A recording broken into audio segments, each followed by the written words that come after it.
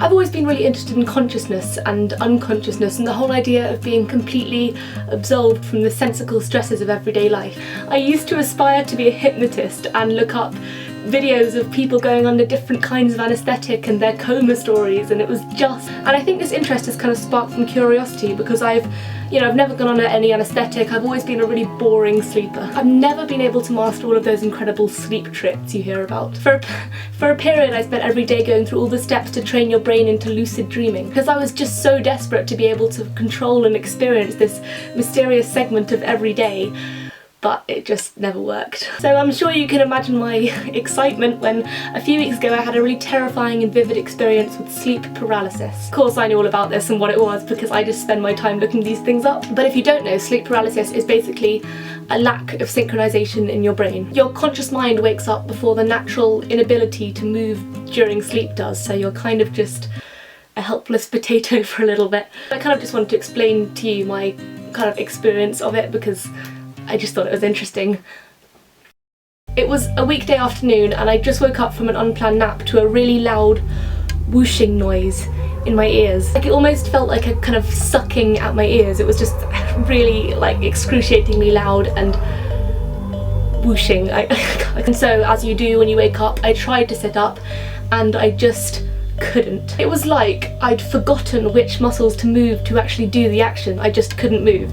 It was really weird. And immediately in my head I was like, this is sleep paralysis. I knew exactly what it was because I've obviously heard about it before. You would have thought, and I would have thought as well because I always expect things like this to happen to me, that I'd be really excited, but I was just filled with this intense and really completely irrational feeling of semi-conscious dread. Like, okay, you know when you switch off the last light and just bolt upstairs because you were convinced that there's an axe murderer just behind you? It was that feeling, but intensified and elongated.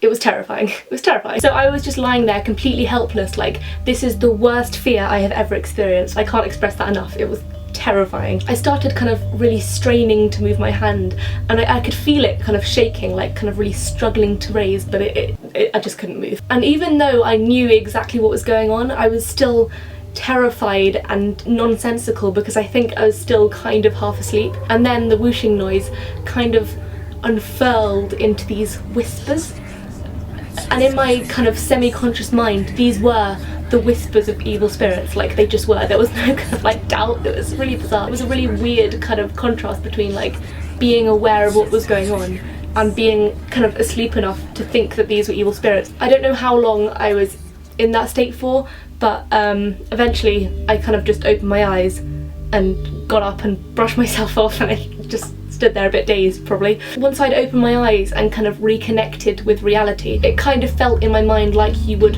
remember a dream. It was kind of just a state that you were in sleep. I kind of knew it obviously wasn't a dream because I was aware and I could feel my bedroom around me, and I kind of knew what was going on. It's really hard to explain, but it was really interesting in hindsight.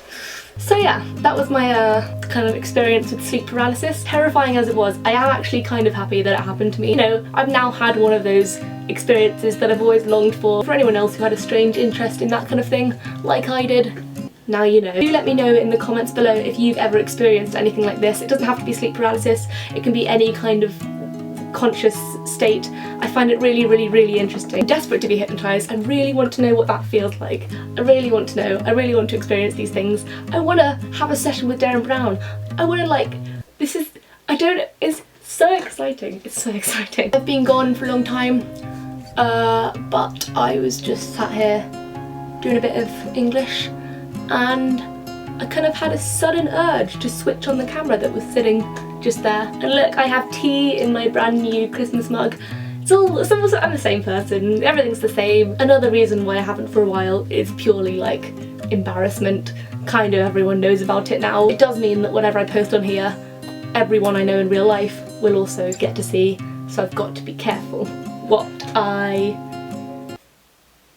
say, let's say. I'm still here, chugging along through life, so that's nice. Solid, nice, good. Probably gonna make a new end screen now because I don't like my current one. There you go. Cool. See you next time. Bye. What is this? What is this? Oh dear me. Oh, another really interesting one is comas. I'd always assumed that coma was just like being under anaesthetic, in that you can't remember anything that's happened, you're completely kind of gone in your brain. But I was reading up about it, and apparently being in a coma has, you're kind of in like a dreamlike state. When, you know, when you hear about families like sobbing to their family members in a coma and speaking to them and stuff, the coma person is kind of vaguely aware of that happening, but they kind of perceive it in a really dreamlike way. I can't explain it because I've never been in a coma. I did find this YouTuber who's explained it really well, who I really like, called Claire. Her YouTube is called Clarity Project, I think. She was in a coma once, and she made a video talking all about her experience and how the doctors kind of put ice on her to bring down her fever, and she kind of perceived that as Alaska in her mind, and like really cool things. I don't know why I'm trying to explain it for you. Go and watch the video. She's great. She's so cool. She's so cool. She's so cool. Shut up.